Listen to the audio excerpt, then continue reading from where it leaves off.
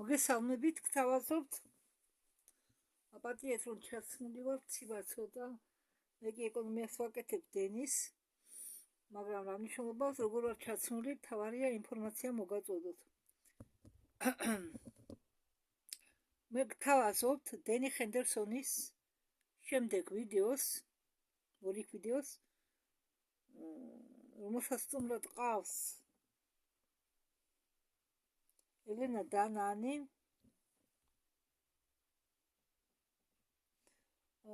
პიროვნება GP, სახე არ უჩანა. В общем, დენი ჰენდერსონს ყავს ორი სტუმარი. და თემა ამ ვიდეოსი არის სამყაროს ახალი ამბები, თვარე და მარსი ოკუპირებულია. ჩემთვისაც ახალი ამბავია ეს, რატომ და ადრე თვარეზე ბევრ ასას ქონდა ბაზები განლაგებული და ახლაც ექნებათ ალბათ. მარსიც იგივეა და მარსზე ბატონობენ, ადრე კიდე ბატონობდნენ იქ რეპტილოიდები დრაკო ალფა, უბრალოდ ალფა რასის წარმომადგენლები დრაკო რეპტილოიდები, აგრეთვე ფაშისტები, ყოფილი გერმანელები, აქედან წასულები არისტოკრატია გერმანელებისა, გერმანიისა და თვალზე ყველას თავთავისი ყოველი დუნია დაკავებული. პენიბრედის ნათქვამით. პენიბრედის უსმინე დიდი ხანია მარსზე და თვალზე ბინადრობენ სხვადასხვა უცხოპლანეტელები და კი არიან მარსზე დიდი მაცხოვრებლები. იქაური რეპტილოიდები, ერთი რეპტილიები, მეორე რეპტილოიდები, დიახ, ამათ მიტოვა ვასწავლებ ერთმანეთში, რომ ესენი ეს დრაკოს მაგარი რეპტილიებია, რომლებიც ადამიანებს არ ჭამენ. არის ჭამენ თვალ, მაგრამ ესენი უფრო ჭამენ სალამანდრების კუდებს. მათი თავარი კერძი არის სალამანდრების კუდები, რენდი კრამერის ნაამბობით. და არიან მოგრძო ცხვირპირა რაღაცნაირი ძაღლივით პირები აქვს, კბილები. ისეთი კბილები, ისინი ჭამენ ადამიანებს, კი. ხო და მოდით აბა გავიგოთ ერთად რა ამბებს ამბობს. მეჯერ ამ ვიდეოზე არ მომისმენია, პირდაპირ გადავთვალე ახლა. როგორც გითხარით, მოგესალმებათ, დენი ჰენდერსონი, GP, პიროვნება მამაკაცის ქესის და ელენა დანანი. ესენი ყოველთვის ყვებიან სამყაროს ახალ ამბებს და არა დედამიწის მარტო. გინდათ გაიგოთ რა იმართება უპილოტო საფრენ აპარატებს, ეგრეთ წოდებულ დრონებს, იგენის დრონებს მიეკუთვნება დუგებს. დუგები არის მრგვალი ასეთი ბორბლები კოსმოსურ ხომალდებს, სადაც და შეიძლება ასეთი დუგა იყოს მრავალი, ნახევარსფეროები, სადაც ათავსებენ სასიცოცხლოდ მნიშვნელოვან სისტემას. ამრავლებენ ბაღებს, მცენარეებს, საჭოლად ცხოველებს, აგრეთვე ეს დუგები ჩამოგავს ფრინავ ქალაქებს, რომელიც არის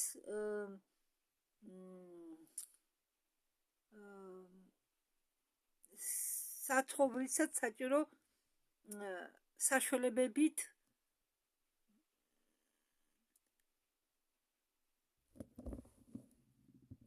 აღჭურვილი. დენი ჰენდერსონი ეკითხება სტუმრებს, თქვენ იცით რა არის კოსმოსური დუგა? ნახევარსფერო დუგა, ნახევარი წრე, დუგა. არკას მაგარი შეიძლება იყოს. არკასაც ქვია დუგა. გაჩნია ახლა. ხო, ეს თუ რა არის კოსმოსური დუგა, ეცოდინება მაგათ, ვინც იყო მარსზე, მთვარეზე და კოსმოსურ ხომალდებზე. აგრეთვე თანამგზავრ გონიმედზე. მესტუმრად ყავს ჯეიპი ჩვენი ჯარისკაცი და ელენა დანანი.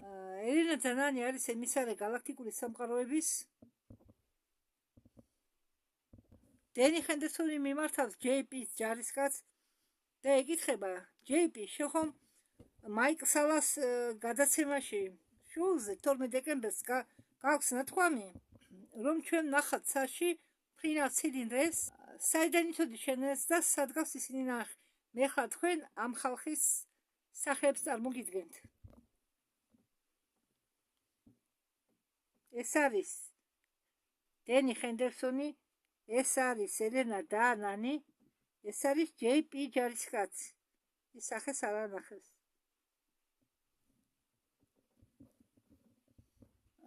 ჯეიპი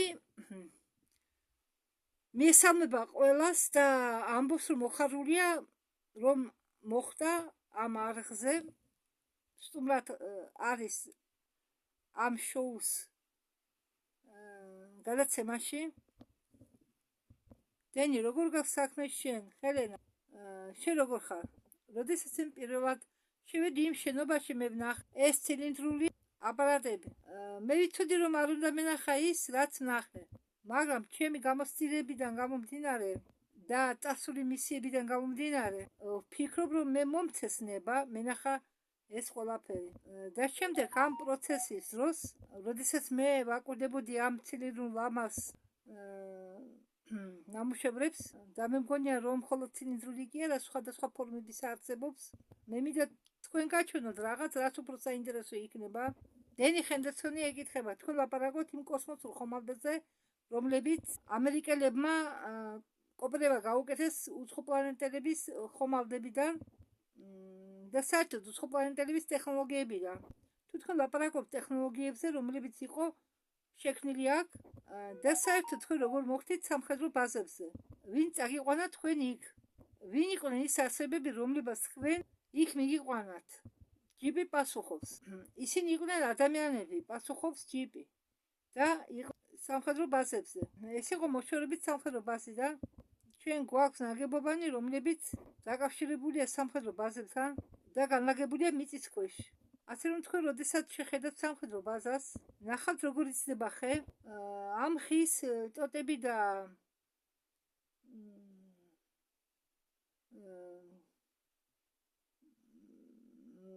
ამ ხის ტოტები არის ქვევით როგორც ხეა ისე ოღონდ თავდაყირახე გამრავლებული ქვევი აშენებული ესე კი მიწის ქვეშა ტუნელები შემდეგ წარმოიდგინეთ თქვენ გაქვთ ხე ნაყოფი ასხია ისეთი ხე ეს იგივეა როგორც სამხედრო ბაზა სამხედრო ბაზას აქვს ძირები რომლებიც გავრცელებულია გაზრდილია ქალაქებს შორის და იმ ადგილებში სადაც თქვენ შეგიძლიათ წასვლა და ისინი დაკავშირებულია ერთმანეთთან ასე რომ მე იქით მიმიყვანეს რომლებიც მუშაობენ მთავრობაზე არა მხოლოდ ამერიკულ მთავრობაზე როდესაც მე ვლაპარაკობ მთავრობაზე მე ვგულისხმობ მთელ მსოფლიოს მე ვლაპარაკობ არა მხოლოდ ამერიკაზე ხდება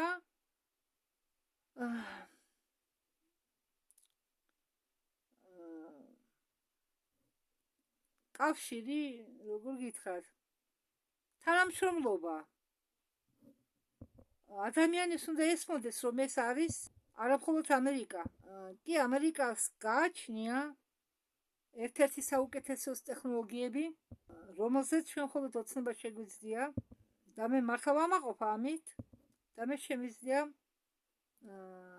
დაზუსტებით თქვა რომ ჩვენ მართლა საუკეთესოები ვართ და მე არ ვფიქრობ რომ ვინმე შეუძლია ჩვენთან შედარება ასე რომ ეს არის კარგი მიზეზი სიამაყისთვის და როდესაც მე ვნახე ეს ხომალდები ისინი დაფრინავდნენ ცაში და ეყრდნობოდნენ ორ სახტენს მაგრამ იყვნენ ქონდათ კიდე ორი ხელი უბრალოდ იყო ორი ხელი რომლებიც მათ იჭერდა თქვენ ვცნობთ რომ ეს ყველაფერი ძიმეა მაგრამ როდესაც ისინი ცაში დაფრინავენ თქვენ სისუფგეს გრძნობთ თქვენ გრძნობთ ამ ტექნოლოგიის სიძლიერეს როდესაც მე ვლაპარაკობ სიძლიერეზე მე გულისხმობ სიხშირებს რომლებსაც ისინი ასხივებენ ანტიგრავიტაციული ტექნოლოგიის ხმარების დროს. და რასაც ხალხი ხედავდა ბრაზილიაში, მე მგონი ჩამოგავდა ამას. ეს იყო ნაწილი იმისა, რაც ეხება გახსნას როგორც ტექნოლოგია და ჩემი მისიის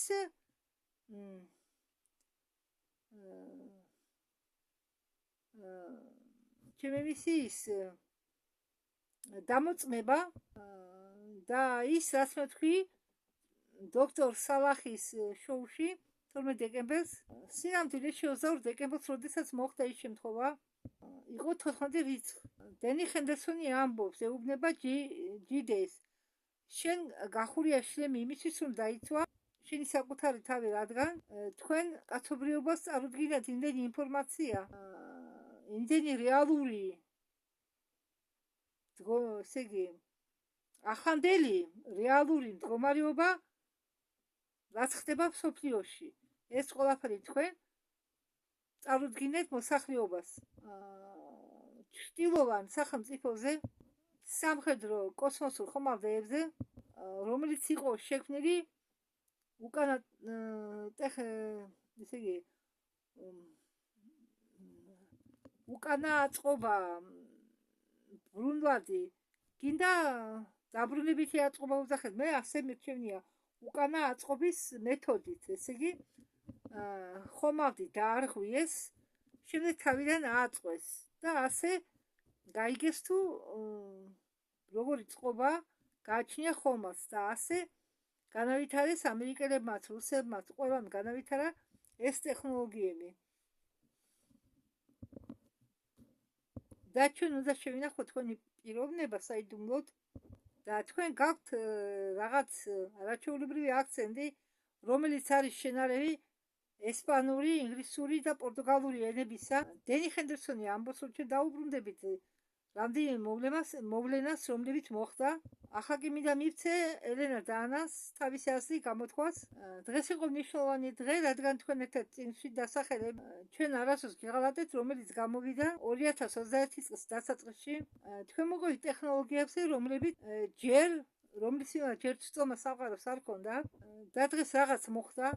ხომ ვერ გეტყოდით თუ სინამდვილეში რა მოხდა. დღეს ტრიტორში ელენა დანანი გამოთქვამს თავის ასას, მიესალმება დენის და ჯიდეს და ყველა ჩვენ. დიახ, მე ვყვებოდი კოსმოსურ ტექნოლოგიებზე, რომის ისინი არიან მეგობრების სხვა სამყაროებიდან, მრავლობით კოსმოსურ ხომალდებზე და იმაზე თუ ისინი როგორ მუშაობენ. ყველაფერი ეს არის ჩემ წიგნებში, მაგრამ დღეს გამოვიდა სტატია ანტიგრავიტაციულ საფრენ აპარატზე NLOS ტიპის, რომელიც იქნება გამოშვებული 2027 წელს. ამის ინჟინერი არის ტესლა. ეს აპარატი იყენებს ანტიგრავიტაციულ ძრავას ტორსიონული ველით. რასაკურველია იქ არა საუბარი ტორსიონულ ველზე, მაგრამ იქ არის საუბარი ანტიგრავიტაციულ ძრავაზე. ისინი მუშაობენ ორ დონეზე. პირველი დონე ის, რასაც ჩვენ ვხედავთ, როგორც ხდება ახალი ტექნოლოგიები, მეორე დონე გახსნა თანამედროვე ტექნოლოგიების კოსმოსიდან. ხო და სცენაზე გამოდის ყველა ეს უპილოტო საფრენი აპარატები და სიგარისებური ხომალდები, NLOS-ი. ეს რაღაც სხვა, მაგრამ ესეც გეგმის ნაწილია. დენი ჰენდერსონი ეკითხება, თქვენ ახსენეთ კავშირებზე კოსმოსურ სულიერ წარმომადგენლებთან ის ფაქტი, რომ ჩვენ სამივე აქ შევიკრიბეთ, სინამდვილეში კარგი მეგობრები ვართ, კადრებს გარეთ და ჩვენი მიზანია კაცობრიობამ გაიგოს სიმართლე იმ რეალობაზე, იმ რეალურ რაღაცეებზე, რაც იყო დაფარული ადამიანებისგან. ჩვენ ბევრ რამეს ვერ ვამბობთ YouTube-ზე, რადგან ვიდეოები გადიან ცენზურას და ამახინჯებენ ვიდეოს. ამიტომ ჩვენ მართავთ ღია კონფერენციებს, რომ არ მოგვიწიოს რამის დამავლა, რომ თქვენ მეგობრებო იცოდეთ თუ ჩვენ სად ვნახოთ. ეს საიტია galactic spiritual earphones.com. ახლა კი ჯები, მოდი, დაგიბრუნდები შენ. შენ არა მხოლოდ ჯარისკაცი ხარ და არა მხოლოდ მართავ ფლობს ამენას, შენ აგრეთვე ძალიან ნიჭიერი ხარ დნმ-ის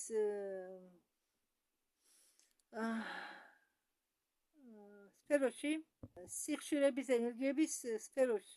ახლა ჩვენი ლაპარაკობთ კოსმოსურ არკებზე, ასევე ეწოდებულ დუგებზე. რა არის ეს? სად არია განლაგებული, რისგან არის გაკეთებული და შენ იქ როგორ მოხდი? არიჩქა რომ მოგიყვე შენი ისტორია. გეთაყვი. ჯიდეი ყვება. როდესაც მე მქონდა პირველი გამოცდილება, მე ვიყავი ძალიან პატარა. ეს მოხდა ნიუ-იორკის ჩრდილო ნაწილში. მე მაიკ სალას შოუზე მოყვევი ჩემ გამოცდილებებზე. როგორც მე ვიმყოფებოდი ნიუ-იორკის ჩრდილო ნაწილში, იქ მოდიოდა თოვლი. მე გავედი ტყეში, ქვედა საცვრების ამარა. მე მივსდებდი იმ წინავ ბურთს და ჩემ გარშემო ყველაფერი გაჩერდა. გაჩერდა ხეები, ფრინველები და მე. არ მესვოდა წყლის ხმაური. იქ ახლოს იყო ნაკადული, იყო მდინარე, წყალიც გაჩერდა. Замерла. გაშეშდა. მე არაფერი მესვოდა, თითქოს ყველაფერი გათიშული იყო. შემდეგ მე ისევ აღმოჩნდი ჩემ სახლში. იგივე დამემართა მე ბრაზილიაში და ყველაფერი იყო ასევე. მე გამეხვიძა შუაღამეს და ფეხსაცმელები არ მეცვა. მე გამოვედი ფერმაში ღამის 3 საათზე და ვნახე ეს ლამაზი კოსმოსური ხომალდი, ის ანათებდა. მე მივუახლოვდი ამ ხომალდს და შევეხე ხომალდს და სხეულზე თმები დამიდგა ყალბზე. პირში კი გამიჩნდა რკინის გემო. მე ვიფიქრე რა არის ეს და დავხუჭე თვალები. როდესაც თვალები გავახილე და ვხედავდი რომ მე ბრუნდებოდი უკან. შემდეგ მე დაბრუნდი შტატებში და ჩემთან მოდიოდნენ სხვადასხვა ხალხი, სხვადასხვა სახელმწიფოებიდან. მათ მე მივყავდი ბაზაზე, დამკითხავდნენ, მეკითხებოდნენ თუ მე რა ნახე ბრაზილიაში. ამაზე არის ლაპარაკო. შემდეგ თეთრმა ქუდებმა მითხეს, ყველაფერი წესრიგშია. შეგიძლია ამაზე ყველაფერზე მოყვება, ჩვენ დაგიკავშირდებით საჭირო დროს. და შენ იზამ ფოტო, გადაიღე ფოტოს კამერაზე ან ტელეფონზე და როდესაც მე ვიღებდი ფოტოებს ამის ყველაფრისა, ვაგზავნიდი მათ დოქტორ მაიკ სალასთან, რომ მათ ცოდნოდათ, რომ მე დოქტორ სალასთან საუბრობდი ჩემ მოგონებებზე, ჩემ გამოცდილებებზე, ჩემ ემოციებზე და მე მგონი ისინი მე თვალყურს მადევნებდნენ, როდესაც შტატებიდან დაბრუნდი. ისინი მე მithოთვალებდნენ იმის შემდეგ, რაც დაბრუნდი ბრაზილიიდან შტატებში. მე ისინის ქვეშ გულისხმობ ან მთავრობას, ან კორპორაციას. ამის შემდეგ მე დავიწყებ ფოტოგრაფირება და მიიღე მტკიცებულება იმისა, რომ ფოტოებზე იყო ცილინდრული ობიექტები, 3 BS და მე გადავუღე სურათი იმას თუ ისინი როგორ წინავდნენ, გადავუღე გრავიტაციულ აუზს და იმას თუ როგორ აფრინდებოდნენ. მე შეხვდი 2 ნოდიკს და მაგათმა მომცენ ნაწილი თავიანთი ქსოვილებისა, რადგან მე არ მინდოდა მათი გაშვება. Не оторвали кусок ткани. მაგათმა მოწყვიტეს ქსოვილის ნაწილი, უბრალოდ ქსოვილის ნაწილი მე მეკავა მათ სამოსელზე ხელი და არ მინდოდაო მათი გაშვება და შემჩაო ქსოვილის ნაწილი. შემდეგ ეს ყველაფერი მე ჩავწერე ტელეფონში, რომელიც არ იძლევა რედაქტორების საშუალებას. ის ტელეფონი ძალიან ძველია. მე შევეხე ნორდიკების ქსოვილს და მან დაიწყო დაშლა. მე კი გადავიქეცი წყინავ სითხეთ პირდაპირ კამერაში. მე ნათლად ხედავდი თუ როგორ ვიქციოდი სითხეთ და ვქრებოდი ხაერში. მე ვფიქრობ რომ ჩვენ გვაქვს საქმე სივრცეთა შორისო არსებებთან, რომლებიც დაკავშირებულები არიან სხვადასხვა დროსთან. მე ვფიქრობ რომ ხალხმა ამის შესახებ უნდა იცოდნენ, თუმცა ხალხს არ წამთ ასეთი რაღაცეების, როგორც დროებითი ომები ან რაღაც ამდაგვარი. დროის ომები უბრალოდ, დროებითი კი არა, დროის ომები. მაგრამ ეს სინამდვილეში არსებობს და ეს დამემართა მე მე მქონია ბევრი შემთხვევები, როდესაც ავყავდი საფრენ აპარატებზე კვერცხისებურ ფორმით და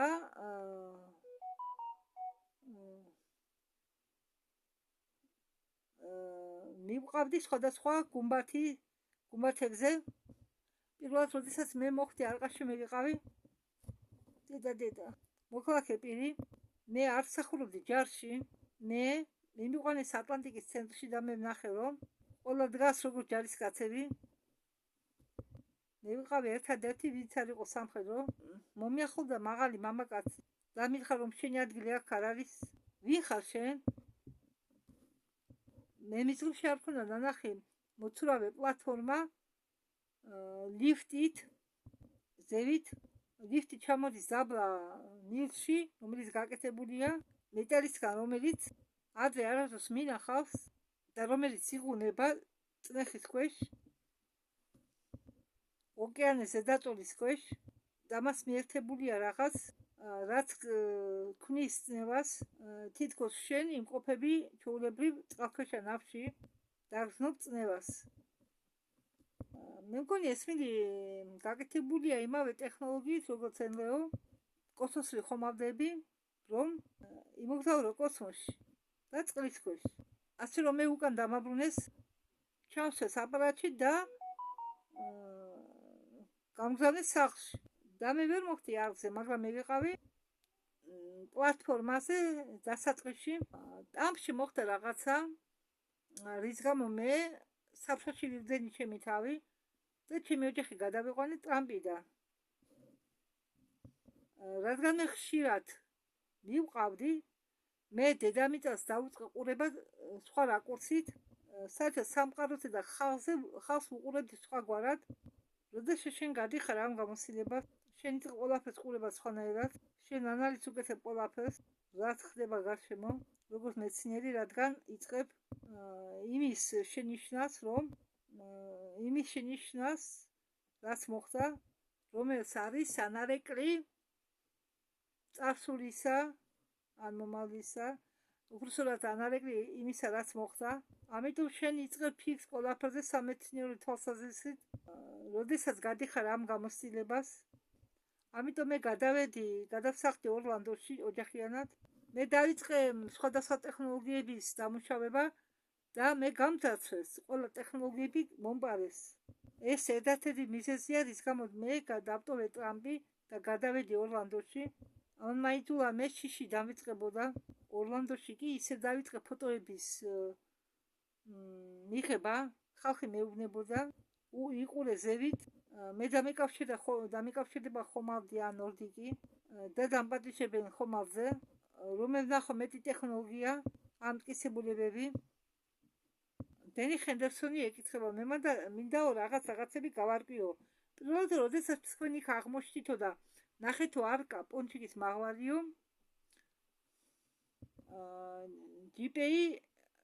ჯიპეი შეუსწორა, პონჩიკი არა, ეს არის პლატფორმა, რომელიც ეკუთვნის სამხედრო ელებს. ეს პლატფორმა ეკუთვნის სხვადასხვა ორგანიზაციის სამხედრო ელებს მთელ მსოფლიოში და პლატფორმაზე არის ლიფტი, რომელიც ჩამოდის დაბლა კიდობნისკენ. კიდობანი არის რაღაც სხვა, კაცობრიობა არასდროს შეჯახებია ამ დაგვარს. მე მგონი წარსული ცივილიზაციები კი შეჯახებია ასე ტექნოლოგიებს. მე მაიკ სალას შოუზე მაქვს ნათქვამი, რომ ბევრი ტექნოლოგია აკითხავდა ამ არკებს და ყოველი ტექნოლოგია ყოველ მოსვლაზე, უბრალოდ ყოველი ცივილიზაცია ყოველ სტუმრობაზე არკაზე ტოვებდა თითო თავის ტექნოლოგიას. ცივილიზაციები, რომლებაც მიაღწიეს თავის განვითარების დონეს, ყველაზე მაღალ დონეს, სტუმრობისას თავიანთი ბიბლიოთეკიდან ტოვებდნენ რაღაც ტექნოლოგიას. ამ ტოვებდა თელ თავის ცივილიზაციას დაბეშილ კიდობანში. კიდობანი არ იგულისხმება, ხო, მთლიანად კიდობნად აქ იგულისხმება საფრენი აპარატი, რომლებშიც აგრეთვე ტოვებდნენ თავიანთ ბიბლიოთეკის რაღაც ნაწილს. როდესაც ჩვენ ტოვებთ ინფორმაციას ან ანაბეჭდს ჩვენ ცნობიერებაში, რაღაც ხდება.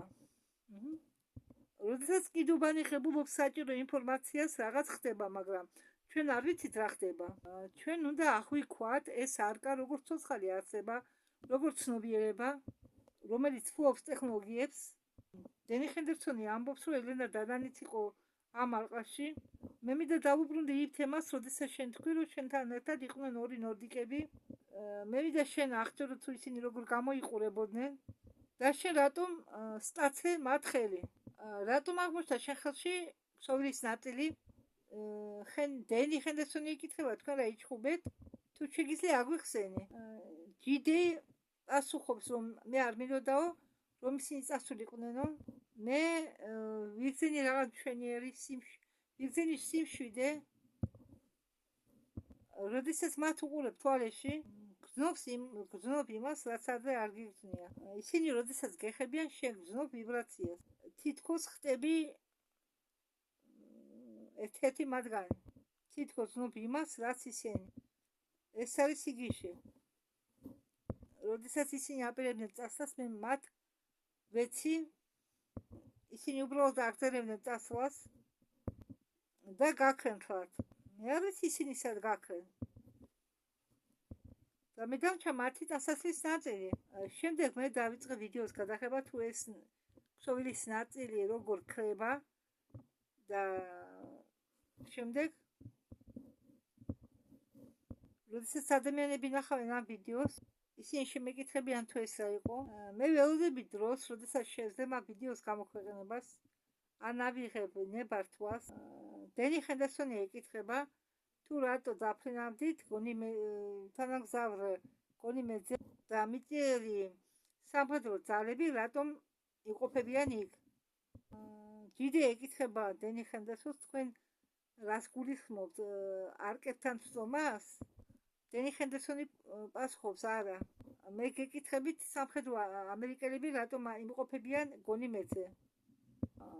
ჩემ დაბადებამდე ადამიანები ეს მოგზაურობდნენ სხვადასხვა პლანეტებს და თანამგზავრებზე ჩვენი მზის სისტემაში დრო ეს არის ადამიანის კონსტრუქცია. ადამიანები საუბრობენ 20 წელზე, მაგრამ თქვენ როდესაც ხდებით კოსმოსში, იქ არის სხვადასხვა დროითი ზონები და ზოგჯერ დრო იცვლება, ხალხი იქნება გაოცებული იმით, თუ სხვადასხვა გრავიტაციული ზონები არის სხვადასხვა თანამგზავრებზე, როდესაც ისინი ბრუნავენ სხვადასხვა ვარსკვლავების გარშემო და პლანეტების გარშემო, ისინი ქმნიან დროის ხაზებს, დროის ზონებს, რომელშიც შეიძლება თქვენ აღმოჩნდეთ და ხომალდები, რომლებზეც თქვენ ის ხდებით, მათ შეუძლია შეცვალონ თქვენი აღთქმა დროისა ამ ზონაში. ამ მომენტში ასობით ხალხი მუშაობენ კოსმოსში, ოკეანეებში, წყლის ქვეშ, ჩვენი მზის სისტემის წყალსაცავებში. როდესაც შენ მონაწილეობ ასეთ პროექტებში, თითქოს აღმოჩნდები დახურულ სივრცეში, რადგან უნდა აკეთო ყველაფერი, რასაც შენ გეუბნებია. შენ როდესაც ამას ყველაფერს გადეხარ, შენ თითქოს სივრცეში ხარ გამოკეტილი. შენ არავის არ ელაპარაკები და უბრალოდ ასრულებ დავალებას. აკეთებ იმას, რაც საჭიროა და ბრუნდები სახლში. ეს შენი მთავარი მიზანია. დაბრუნდეს შინ და როდესაც შენ მიდიხარ დავალებაზე, შენ ფიქრობ, მე უნდა დაბრუნდე სახლში. მე მყავს ოჯახი. მე უნდა შევხვდე ჩემ საყვარელ ადამიანებს. თუ შენ არ შეასრულე ყველაფერი, რასაც გეუბნებიან, ეს იქნება სრული ჩავარდნა. ამიტომ მე ვფიქრობ, ისინი არჩევენ ისეთ ხალხს, რომლებსაც აქვს გამოცდილება ან გასათვლილი დნმ ასეთ პროექტებში მონაწილეობის მისაღებად. Больше людей, чем сейчас. ჩვენ იქ გავემგზავრეთ არმადაზე, მრავალ ხომალდებზე. იქ იყო იმაზე მეტი ხალხი, ვიზე არის ახლა. ამ ხომალდებს შეუძლიათ გადაადგილება რამდენიმე წამში. მე დარწმუნებული ვარ, რომ ისინი იყენებენ სივრცის და დროის გამრიდების ტექნოლოგიას, იმისთვის, რომ იმოგზაურონ ფრაქტალურად, კვანტური მეთოდით, რომელიც აძლევს მათ საშუალებას შეამოკლოს თავისი გზა. მე იმ ტექნოლოგიებზე საუბრობ, რომლებსაც ალაპარაკდება ხალხი 2025 წელს უკვე. და ამ არმადებში მონაწილეობენ ადამიანები. ხალხი ხდება ავარიებში და ეს ადამიანები არ ბრუნდება სახლში, ისინი ქრებიან. თქვენი მეუღლე, თქვენი ცოლი ან ქმარი დაიღუპნენ მოვალეობის შესრულების მომენტში. დიახ, მათ შორის არიან ქალებიც, არიან ქალიშვილები, რომლებიც მონაწილეობენ ასეთ მისიებში და ეს ძალიან მძიმეა. მათ მძიმე ძალიან რთული გადასატანია მათთვის ეს, როდესაც ბრუნდებიან სახლში. სახლში კი ბრუნდებიან მხოლოდ მათი სხეულები. დენი ჰენდერსონი ამბობს, რომ ახსოვს, რომ რამდენიმე წლის წინ ალექს კოლიერი, ჩვენი კონტაქტორი ანდრომედებთან მოყვა ორ სამხედროელებზე, მაღალ თანამდებობ ოფიცრებზე, რომლებიც დაცურავდნენ კოსმოსურ ვაკუუმში. მას დაპირდნენ, რომ როდესაც ისინი დაიღუპებიან მოვალეობის შესრულების დროს სხვა პლანეტაზე, მათი სხეულები დაუბრუნდება დედამიწას, მაგრამ ეს არ მოხდა და ეს ერთ-ერთი შეცდომა, რომლებსაც უშვებენ ზოგი სამხედროელები ჩვენ პლანეტაზე, როდესაც ჩვენ მივდივართ ასეთ მისიებზე. ამის ახსნა ძალიან რთული, რადგან არის სხვადასხვა გაყოფილებები, რომლებიც ჩამოშორდნენ სამხედროელებს და როდესაც ჩვენ ვასრულებთ ამ დავალებებს, ჩვენ მათ გადავცემთ სხვებს, ჩვენ ვამბობთ კარგი, ჩვენ გვაქვს ეს ბოე ჭურები, საბრძოლო ჭურები, ჩვენ გავაგზავნეთ მათ საფრანგეთში და ჩვენ ვაგზავნით ამ ჭურვებს საფრანგეთში. შემდეგ ფრანგებს მიაქვთ ჭურვები, ისინი ამბობენ კარგი, ჩვენ ამ ჭურვებს წავიღებთ და მიცემთ მათ ვინმეს. ისინი კიდევ მიცემენ ვიღაცებს და ხალხს უნდა ესმოდეთ, რომ ჯარში ჩვენ ვართ რესურსი. ისინი ჩვენ გადაგცემენ დავალების შესასრულებლად, შემდეგ გვაბრუნებენ უკან. ელენა, ძალიან გთხოვთ, მოგიყვი ახლა შენ ფიზიკურ მოგზაურობებზე და არა ფიზიკურ მოგზაურობებზე ამ კოსმოსურ კიდობნებში. სად არიან ისინი განლაგებული? რა ადგილებია ეს? რა გახსოვთ მაგაც? როდის იყავით იქ? ელენა და ნანი პასუხობს, მოდი ჯერ გავერკვეთ რა არის კოსმოსური კიდობნები. მათ აქვს სხვადასხვა წარმოშობა, ის არის უდიდესი კოსმოსური ხომალდები. ისინი განსხვავდებიან ჩანაწერების საცავებიდან, რომლებიც არიან განლაგებული კიდობნების გვერდით ან პირამიდების ქვეშ. ეს ორი სხვადასხვა რაღაც არის, მაგრამ კიდობნება შეიძლება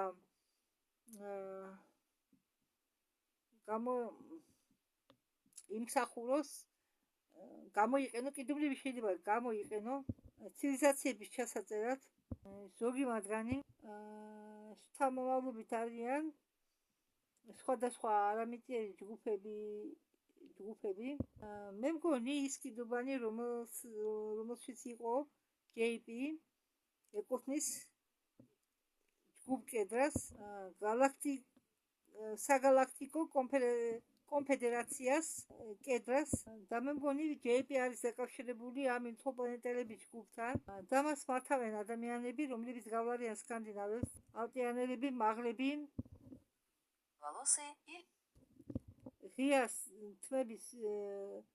ღიაფერის თმები აქვთ, თეთრი თმები. ისინი იცავენ ამ კიდობნებს, რომლებიც აგრეთვე არის ჩანაწერების დასაცავი. არის აგრეთვე კიდობნები სხვადასხვა კულტურებისგან, როგორც პლიადები, ვეგა, სირიუს ბე ან ფასანქტუარი, სხვადასხვა ჯგუფებიდან, რომლებიც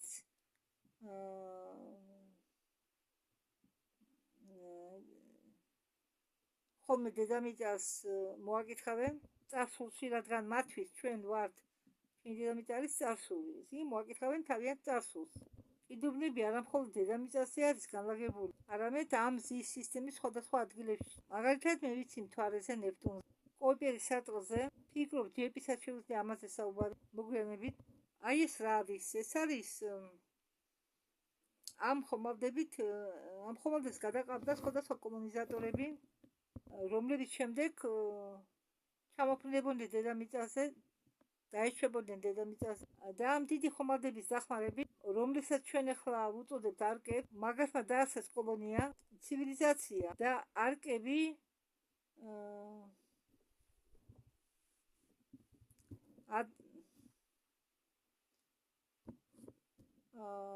არკები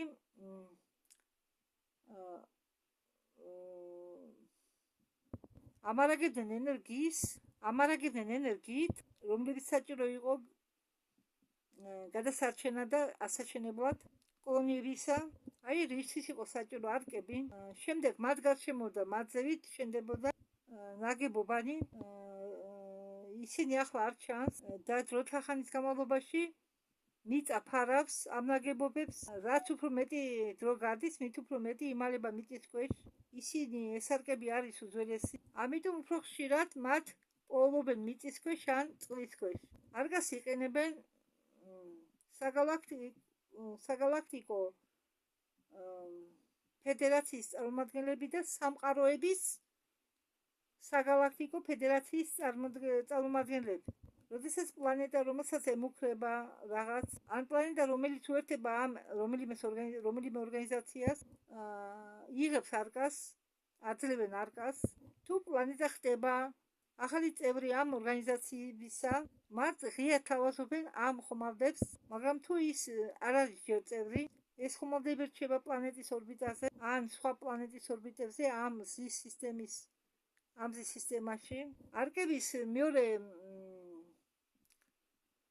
ფუნქცია არის დაცვა იმ შემთხვევაში, თუ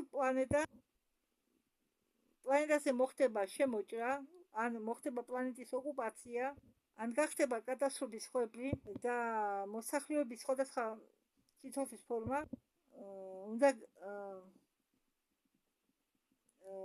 ამ მოსახლეობის და სასიცოცხლო ფორმების ევაკუაცია უნდა მოხდეს. მაშინ იქნება მისაცდომი ეს ხომალდები დედამიწის მოსახლეობის, როდესაც საჭირო იქნება მოსახლეობის ევაკუაცია ან სხვადასხვა სახეობის ცხოველების ევაკუაცია. მათ ერთმანეთში აქვთ ურთიერთობა. ზუსტად ამდაგვარად მოხდა ეს პირველად ეს ინფორმაცია JP-სთან. ისინი ურთიერთობენ, კონტაქტობენ კარიბჭეების სისტემით. ეს კარიბჭეები გააქვს ვარსკვლავურ კარებს. ისინი გაკეთებულია სითხისგან, რომლებიც არ წარმოადგენენ წყალს. ეს უბრალოდ არის სპეციალური სითხე. ეს არის დადებითად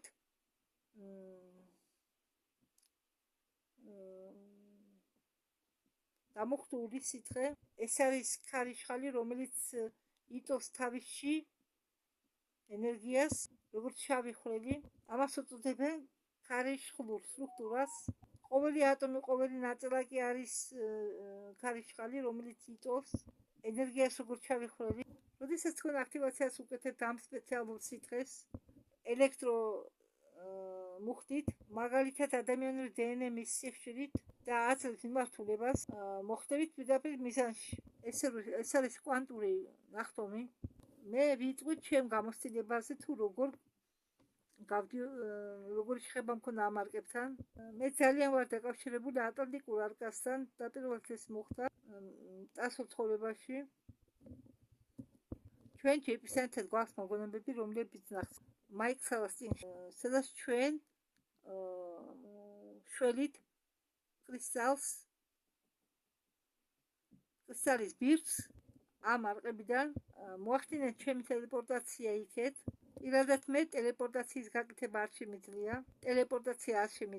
მე მჭირდება ტექნოლოგია. მე ტელეპორტაცია გამეკეთა ტარანმა, რომელიც დაუკავშირდა გალაქტიკური ვერსიას სამყაროებისა, სადაზვერვო ხომალდისა, რომელმაც იქ ადგილზე წაუყვანა ჩვენს და კიდევ ერთი პიროვნება ანტარქტიდაში. ეს ეპიზოდი ნახსენები მაქვს მე ჩემ წინში. ეპიზოდში კეთთან და ტბა ვასტოკთან ჩვენ ხომალდიდან ჩაგვიტარენ ტელეპორტაცია ანტარქტიდაში, შორეულ აღმოსავლურ ბაზაზე, სადაც ჩვენ მოხდით სპეციალურ კოსტუმებში, რომლებიც უკეთებენ ადაპტაციას ჩვენი ბიოველისა გარემოების მიმართ, არეგულირებენ წნევას და ტემპერატურას, სხეულისა, გულისცემას და ასე შემდეგ. ჩვენ მივედით ამ არკაში და ნახეთ, რომ ის იმყოფება სტაზისში. ისინი იყვნენ მაღლები, ლურჯიფერი თვალი, მაპატიეთ, ლურჯიფერი კანი, ეს ისინი ვინც იყვნენ სტაზისში, აგრეთვე იყვნენ galaktikuri ფედერაციის წევრები. ის პატალიდან ძალიან საინტერესო იყო ამაზე დაკვირვება. არკის სფეროში იყო განლაგებული იყო სფერო, მაპატიეთ არკის შუაში იყო განლაგებული სფერო. ჩვენ ეს სფერო არ გამოგვიყენებია, რადგან ეს არ იყო საჭირო.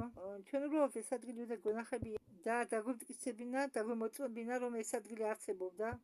შემდეგ ჩვენ უკან გაგვიკეთეთ ტელეპორტაცია. მეორედ მე ვნახე არკა იაპონიაში, შარშან, მაისში 2020 წელს, როდესაც მე ვიყავი ფუდისის ძირში, მე ვიჯექი მანქანაში და ჩვენ გვერდი ჩავუარეთ სამხედრო ბაზას. მე ვიფიქრე სამხედრო ბაზა მთებში, რას ნიშნავს ეს? ხო, ეს იყო მასე, რადგან ჩვენ გვერდი ჩავუარეთ, უხდეს და მე ვიგრძენი, როგორ გადის ჩემს ხელში იმპულსი და უცებ მივხვდი, რომ ეს იმპულსი მოდის არკიდან, რადგან ამ არკებში ცხოვრობს ცნობიერება. ისინი ცოცხლები არიან, ისინი არ იკვებებიან ჩვეულებრივი ენერგიით, როგორც სხვა ხომალდები, როგორც სხვა ფედერაციის ხომალდები, მაგალითად ტორსიონული ველით. ამ არკის კრისტალებში ცოცხლობენ ცნობიერებები, ისინი ხარს უჭერენ ცნობიერებას. თუ ხომალდი ამ არკებიდან ამოიღებ კრისტალებს, ხომალდის ცნობიერება გაქრება, მისი სული გაქრება, ეს არის პლაზმური სუპერ ცნობიერება. ეს არ არის განსახიერებული არსებები, არამედ ეს არის პლაზმური არსებები და ველები, რომლებსაც შეუძლიათ თქვენ ჩაგაგდონ ყველაზე საუკეთესო მდგომარეობაში, ყველაზე საუკეთესო მატერიაში, კვარცში. ყველა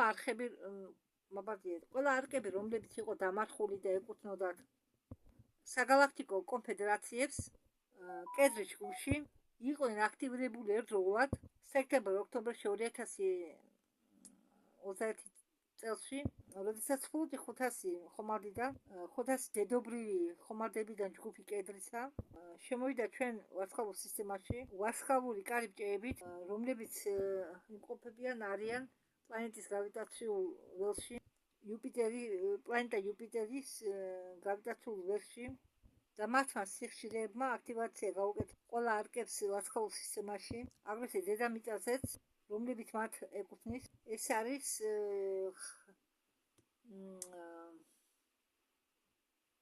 სიხშირიანი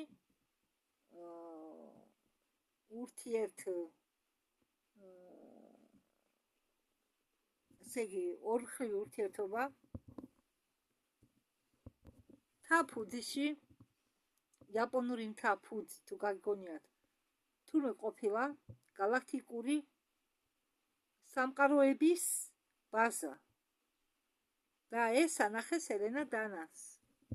ისინი სინამდვილეში იცავენ მას, ისინი აგრეთვე თანამშრომლობენ ადგილობრივ სამხედროელებთან. აი მე რა გავიგე არკებზე, იქ იაპონიაში ყოფნის დროს ელენა დანას დაესწრა სიზმარი და უბრალოდ გაახსენდა ერთ-ერთი მისი წასული ცხოვრებიდან, სადაც ჯეიპისთან ერთად ის იყო ატლანტიდაში.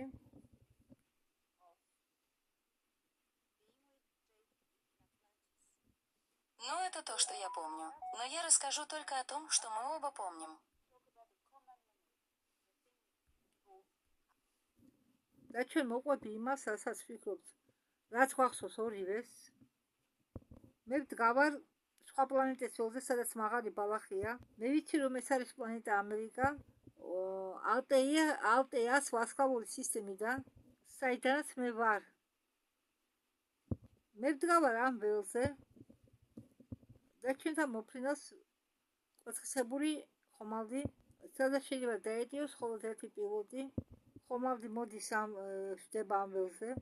მთაში უზარმაზარი მთვარია, ხომალდიდან გამოდის ადამიანი და მე ვიცი, რომ ის არის ერთ-ერთი ჩემი მეგობრებისგან. მე ველოდებოდი მას და ველოდებოდი დიდხანს და ველოდებოდი თუ ის როდის მომიტანდა მე კრისტალს. ეს კრისტალი, როგორც მოვესწრის, შეიცავს ბირთვის ცნობიერებას, კიდუბნის ბირთვის ცნობიერებას. მფრინავი მოდის, მასწრებს მე ამას და მე ამ ნივთს ვინახავ. ეს ის არის, რაც ჩვენ ორივეს გვახსოვს. მე მახსოვს, რომ ჩვენ გადავაჩინეთ ეს კრისტალი. ეს იყო ატლანტიდის კრისტალის ბირთვი, რომელიც უნდა ამოგვეტანა კიდუბნიდან, რომ ტექნოლოგია არ მოხვედრილი იყოს სხვის ხელებში. მე არ შემეძლო გაქცეულიყავი, მაგრამ ჯიპის ყავდა ხომალდი, რომელიც მოქმედებდა მის დნმ-თან ერთად, ხოლო მას შეეძლო ამ ხომალდის მართვა მისი დნმ-ით. მე ვუთხარი მას აიღე ეს კრისტალი და წაიღე მშობლიურ პლანეტაზე, ალტეაზე და მე დაგავდები შენ იქ.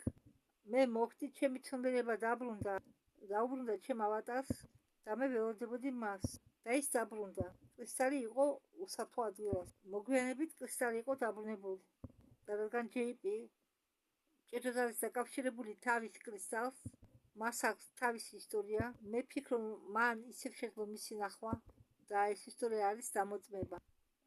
დენი ჰენდერსონი მიმართავს ჯეიპის და თხოვს მოყვეს. ეს იყო იმავე ხომალდი, რომელზეც მე მიფრინავდი ტამპულში. ამბობს ჯეიპი. მას ერქვა ლავინი, ის იყო ინდიელი. მას მე მივყავდი და მაჩვენებდა სხვადასხვა ადგილებს. ჩვენ ვასრულებდით სხვადასხვა მისიებს, სხვადასხვა ადგილებში და მე მახსოვს თუ როგორ განვისწირდი ამ გამოცდილებას, რადგან მათ ამოქონდათ ეს მეხსიერება ჩემი ეს მომენტი ჩემი ცნობიერებიდან. თქვენი დნმ არის ბიბლიოთეკა თქვენი წარსული ცხოვრებებზე ამ ცხოვრებაში. მე ავიხედე ზევი და ვნახე უზარმაზარი მთვარე, რომელიც გავდა ატლანტიდაში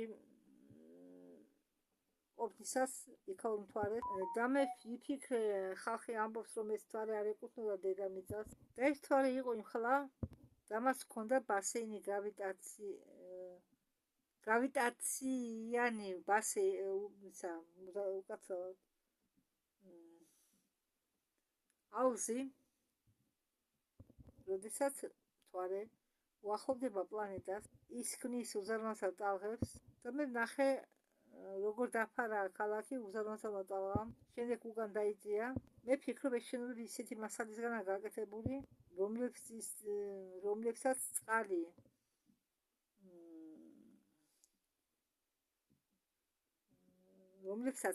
წყლის არ ეშინია. წყალი სითხის გარეშე არის როგორც ქარი.